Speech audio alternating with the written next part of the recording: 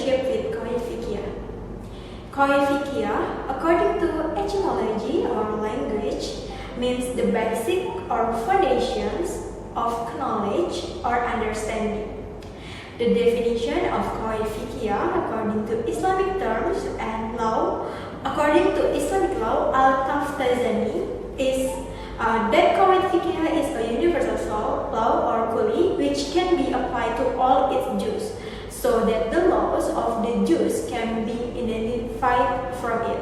In general, Maqasid Shariah, explained by Islamic scholar, is the meaning and purpose desired by Shariah in stipulating a law to ensure the benefit of mankind. Maqasid Shariah is also important in measuring and considering a case to ensure the benefit and reject the bad.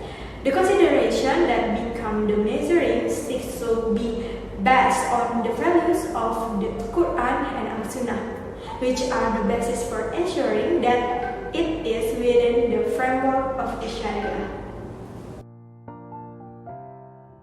Okay, in Qawaid al-Fiqhiyyah, there are 5 main magazines of law, namely, first, al-umu bi maqasidiha, al-yakin la yuzalu bi shaq, al-dararu yuza, al-mashaqqah tajibu taysir, and last one, al-adah muhakkam.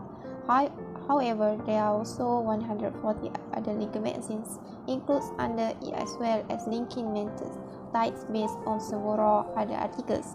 As you know, most of the law is based on the Quran and Hadith of the Prophet ﷺ. There is a definition of Qawaid Fiqhiyyah stated by the Fuqahas. For example, Dr. Iman Al-Juma'ah said that Qawaid Fiqhiyyah technically refers to the law that is valid, which is common, and among them there are the ruling of fiqh and others that are identified. Next, Al-Imam Jalaluddin Al-Mahalli argues that Qawaid Fiqhiyyah is a comprehensive expression that can determine its laws, and thus we can see that the methods of Fiqhiyyah is focused on the acts of mukallaf. The same goes for other Qawaid Fiqhiyyah. Al-Taftazani say that Qawaid Fiqhiyyah is law which is kulli, this is comprehensive and focuses on minor laws to identify Shariah law from usufi, which is general arguments, not a specific mukallaf. Apart from that, based on the above definition as well, we can understand that Qawaid Fiqhiyyah is a general ruling that is shumul and aghlabi, which is ordinary, which according to him is decided by hukum hakam and principles of al-fiqh, and the method of fiqhiyyah can be understood by first understanding the definition of each of the two terms, which means knowing the arguments of it and the way to take advantage of it, as well as knowing the situations of mujtahid. As stated in the Quran itself, there are various knowledge such as the methods of it that can be used as a principle of law. Maqasid is a plural word derived from maqsad and maqsid, which is derived from word qasada, which means heading in a direction. Sheikh Muhammad Tahir Ashur rahimahullah defines Maqasid Shariah as meaning and wisdom. Then, according to other scholars, Sheikh Allal Al-Fasi rahimahullah, Maqasid Shariah is the purpose of Islamic legal system that helps people live according to God's will. Meanwhile, Sheikh Ahmad Al-Raisuni Hafizahullah describes Maqasid Shariah as the purpose that has been set by Shariah to realize the maslahah for human.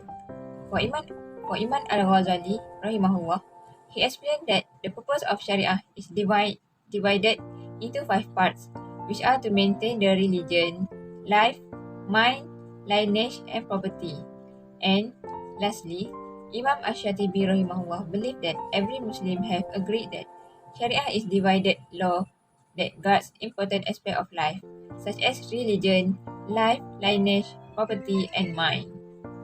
Dr. Muhammad bin Mukhtar Ash-Shankiti mentioned that all the laws of necessity in all types of cases are based on the need to do it, whether it's for emergency surgery or to save the mother or the fetus. This same goes for the maqam of hajiyah. According to Wahbah Az-Zuhail, For the safety of the individual, it is sometimes necessary to do something illegal to abandon the compulsory or to miss one's scheduled time in accordance with Shariah norms. Malaysia National Fatwa Council also has used some requirements that have been set by scholars where darurah is bound to happen and there's nothing uncertain. This means that destruction and harm have already occurred where the situation is closely related to the 5 bases of Maqasid Shariah. Based on the experience and knowledge available, the assumption that harm will occur is very certain. Assalamualaikum warahmatullahi wabarakatuh, and a very good evening to our beloved lecturer Dr. Fauzia binti Muhammad Noor and my fellow friends. Today I would like to continue our presentation to the next subtopic, which is Masyaqqah Tajlibu Taysir. But before that, allow me to introduce myself. My name is Muhammad bin Muhammad Safari. My metric number is 281101. What is the meaning of the Masyaqqah Tajlibu Taysir? So it consists of two definitions, which is literally and technically. So let's take a look for the literally. For a masyaqqat, it means difficulty, fatigue and exhaustion, while a taysir, it means relief or ease. Technically, it defined as the difficulty of making a demand if in the customary time people are not be able to do it, then the difficulty is elevated. So it means that in Islam we have a consideration for its believers to have an ease when they facing any hardship while wanted to performing any ibadah. As Allah subhanahu wa ta'ala have mentioned in the Surah Al-Ma'idah verse 6, مَا يُرِيدُ اللَّهُ لِيَجْعَلَ عَلَيْكُمْ مَنْ خَرَجٍ. Allah does not want to lay any hardship upon you. First, let's take a look for the example of the passion reward fasting during Ramadan. So as we know that for those who are having a sick during Ramadan, so they have an option to continue or to revoke their fasting. It's recommended for them to revoke their fasting if their sick is the level that will treat their life into a danger, as Allah subhanahu wa ta'ala had asked us in Surah Al-Baqarah verse 195. It means, and spend in the cause of Allah, and cast not yourself into ruin with your own hands. Indeed, Allah loves those who do good. So these rules actually wanted to protect several Maqasid Shariah that related with these rules. So firstly, it actually wanted to protect our life. So for those who having sick, it's better for them to get a treatment. If they don't, it might cause their life into a danger. Next, it actually wanted to protect their property indirectly. This is because for those who are having a sick, it's recommended for them to get a treatment as soon as possible. So they no need to burden or to expense more their money into a medical cost.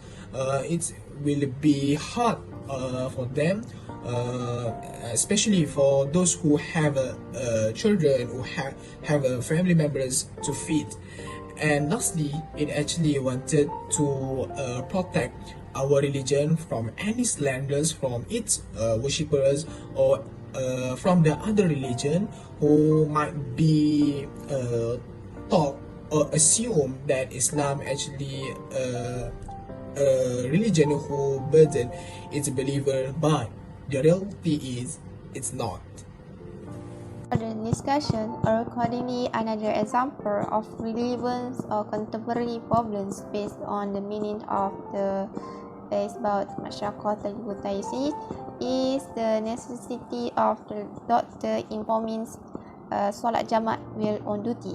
This is because this problem is discussed because it is either necessary to prioritize obligatory worships or take care of welfare of the ummah to save life. And when they are particularly the frontliners desperate and in difficulty, they are most likely to miss prayer not because of arbitrariness or delay.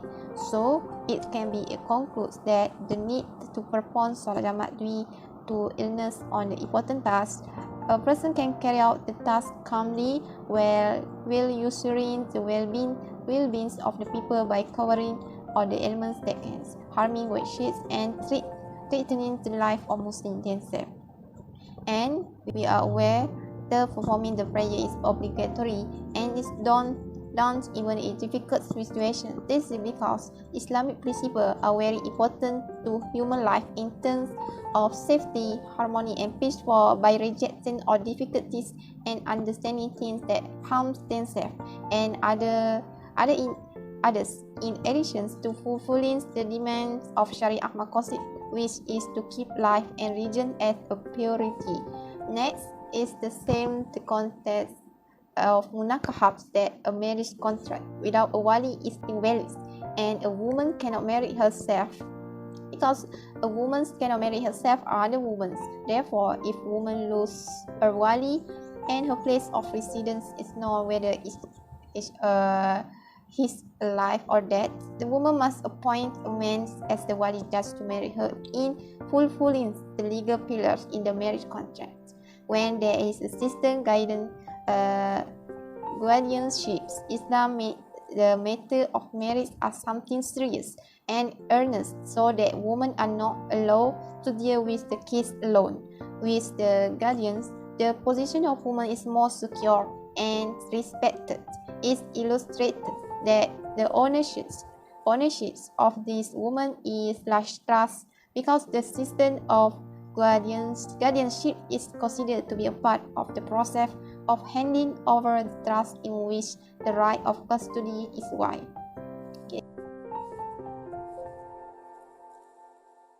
The meaning of the word darura in a language is derived from the sentence ad-darur, which means something that's come down without anyone being able to hold it.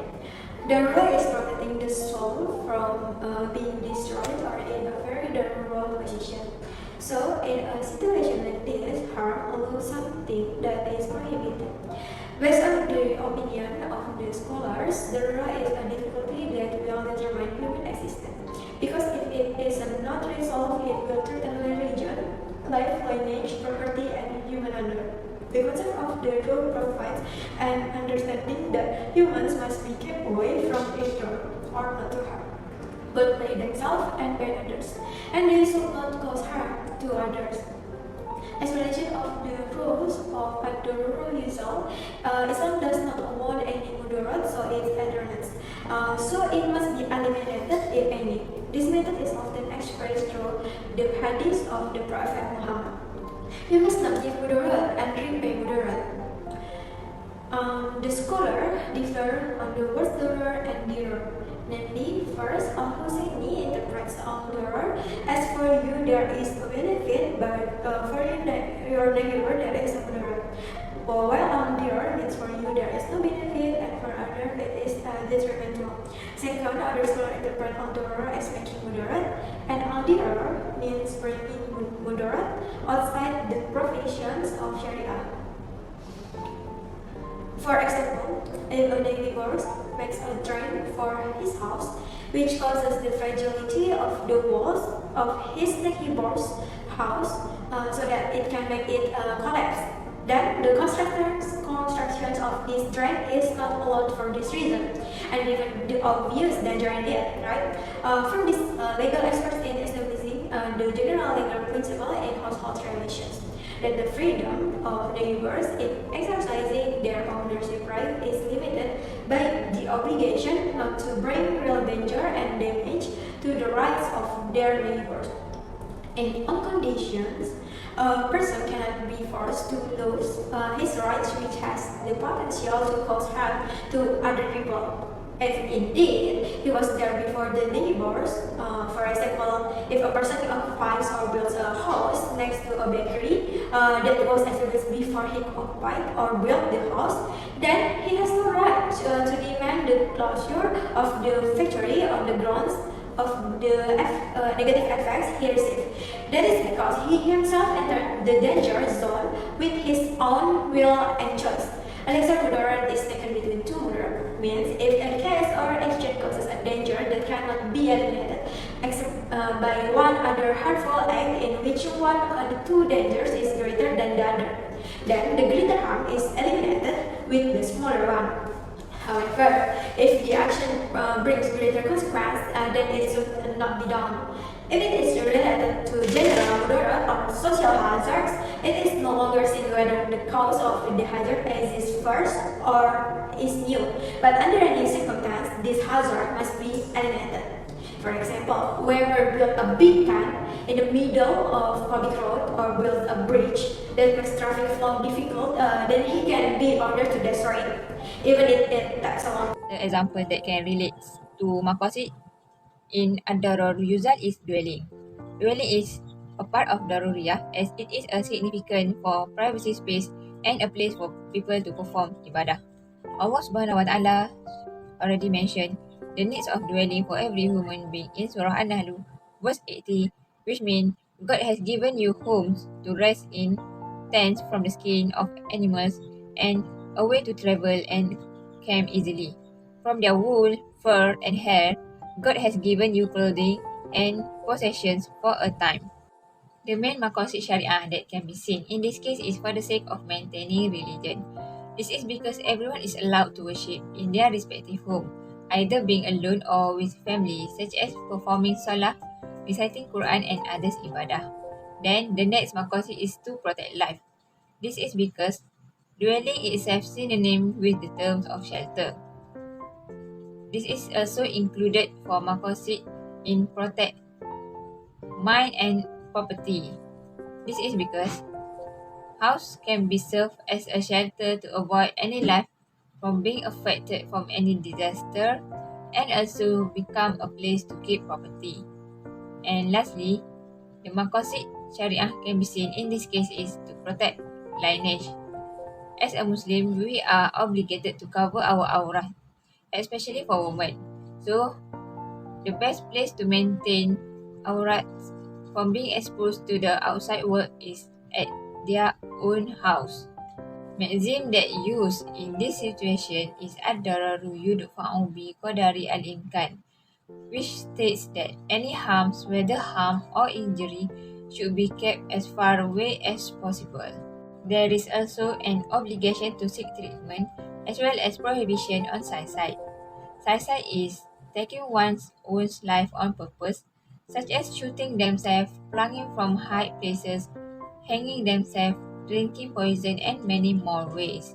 So, every Muslim must know the purpose of human being created is to worship Allah Subhanahu Wa Ta'ala by doing amal ma'ruf and nahi munkar. So, the purpose of seek treatment is to protect religion, which is every human must be grateful with the test given by Allah. As Allah mentioned in Surah Al-Baqarah verse 286, which means Allah does not burden of any soul more than what it can afford. The obligation to seek treatment also can protect from life and mind. This is because when we seek treatment, we can avoid ourselves from suicide and stress. As a Muslim, the way to seek treatment is by getting closer to Allah or find someone who is trusted to help you solve the burden on your mind, getting treatment from a psychologist, or even travel to a peaceful place to relax your mind.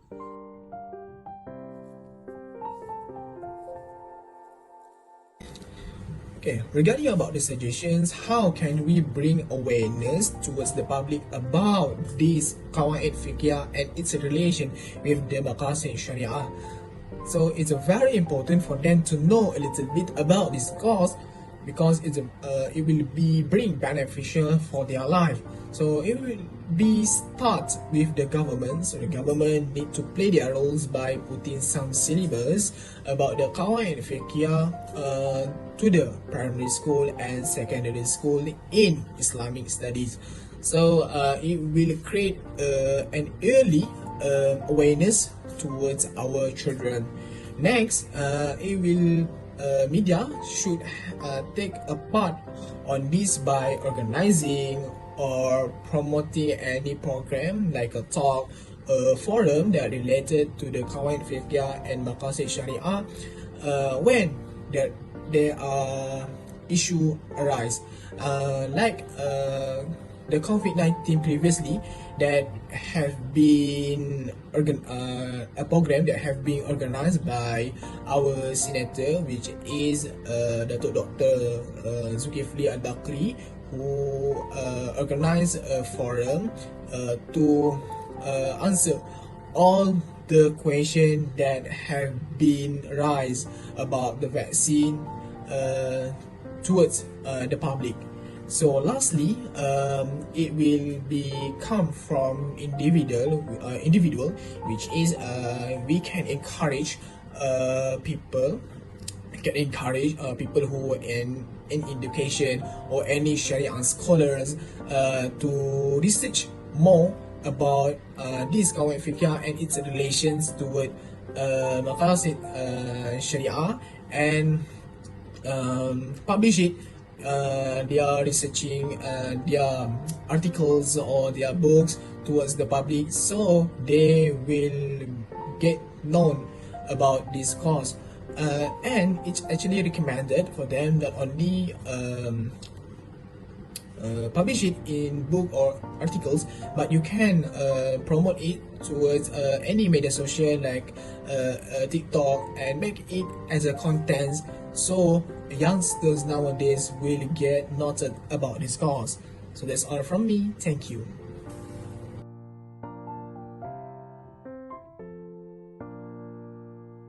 After we know about Qawaid Fiqhiyyah and also Maqasid Shariah from the Indonesia scholars' opinion, then the discussions to find out the relationship between Qawaid Fiqhiyyah and Maqasid Shariah. We choose the legal maxims which are al-masaqat tujab, al-tashir or harm will get the biggest facility, and under rule usual or harm must be eliminated. To its relationship with Maqasid Shariah, for several cases with the existing discussion, it is clear that Qawaid Fiqhiyyah and Maqasid Shariah have a strong relationship. Because Qawaid Fiqhiyyah is an Islamic legal method helping tool in solving Islamic law, while Maqasid Shariah is the objective or purposes behind the Islamic law. Apart from that, we can see the relationship of Qawaid Fiqhiyyah and Maqasid Shariah plays an important role in human life, especially for a Muslim. We have been asked by Allah Subhanahu wa Taala to follow His rules and regulation managing our life activities by referring Al-Quran and Sunnah of beloved Prophet Muhammad, who are relevant till the end of the day. But most of the cases in the Quran and Sunnah have been described in general, so it's our job to research and think about applying Sharia in our life. Therefore, our great scholars who determine their full life in acknowledgement have provided good books resulting from their research regarding Sharia matters that are happening in our daily life, which we call it furu or branches of general cases.